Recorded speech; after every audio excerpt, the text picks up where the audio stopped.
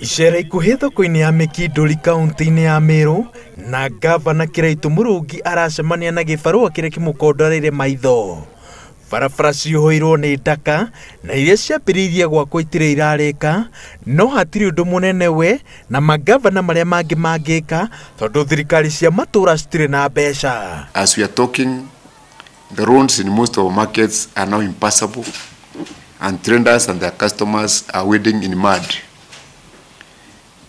There is serious flooding in some markets like Kanju market, which is virtually submerged in water as we are talking. Kanju ya Mangabana yuugite atĩ mbeca iria irekagĩrĩrio nĩ thirikari nene ciregete kuuma nĩ ndugamano gatagati ka ministry ya kigina na mbunge ya Senate iria ikoragwo na wĩra wa gũtetera thirikari icio. Kanju ya Mangabana iroiga atĩ mbunge ya Senate yaheanire mũtaratara wa kũrekereria kigina ũrĩa ũtararingana na watho na ihĩtia rĩu rĩtarũngĩtwo, Kiraitu egũthiĩ na mbere na gũtĩria kĩĩranĩro gĩake gĩa gũkwamũra Meru. Even where we've given our people billions of money, like we've given to Turkana County, Mr. Speaker, you still find people struggling with services. And the same governors, when you ask them questions, they run and say, national government marginalized us. They don't realize they're marginalizing their own people by either stealing their money, going for trips, poor allocation of that resources, purchasing houses with inflated resources. This house has always acted in bipartisan manner in oversighting county governments. Mr. Henry Rotich has violated the Constitution. Article 219 is very clear.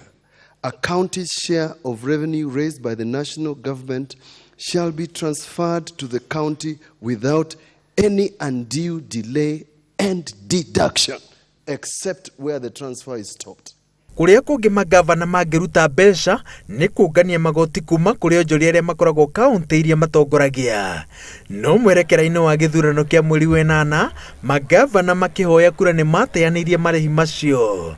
Ũguo nĩ kuuga atĩ magavana maingĩ matirĩ na kũndũ gwa kũruta mbeca. We require money. We cannot improve our markets if there is little or no revenue collection in this county. This is an urgent appeal to the business community in Meru County to support our government by immediate resumption of payment of all county levies. Reasons why money has not been disbursed to the counties, the reasons are not really valid. Like one of the reasons they were giving was that the schedule arrived late. Then there's some correction, amendments to be made. Then there was consultation to be done. But all these excuses that we got are issues that would have been solved even in less than a day. The National Treasury is now working on that bill that now will align properly what each county will get, and then they will release the money. Kanju ya Mangavana yuugite atĩ ũteti kando, ndugamano ĩrĩa ĩrĩho gatagati ga Senate na ministry ya kigina yaaga kũhorohio nĩ ũhũthũ ĩtĩmĩre igoti-inĩ.